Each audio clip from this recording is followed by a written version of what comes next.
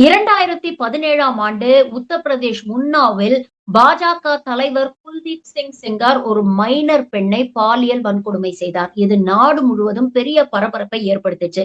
அப்போ இந்த சங்கி கூட்டம் தேசிய கொடியை எடுத்துக்கிட்டு குல்தீப் சிங் செங்கார் எந்த தவறும் செய்யவில்லை அப்படின்னு அவருக்காக ஆதரவா நின்னாங்க.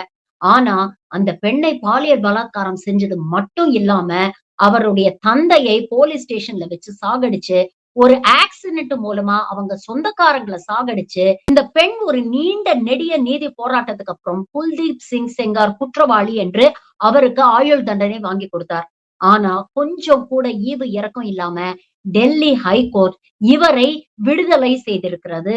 இந்த விடுதலையை எதிர்த்து பாதிக்கப்பட்ட பெண் டெல்லியில போராடும் பொழுது கொஞ்சம் கூட ஈவு இரக்கம் இல்லாம உத்தரப்பிரதேஷ் போலீஸ் அவளை தரன்னு எடுத்துட்டு போனாங்க.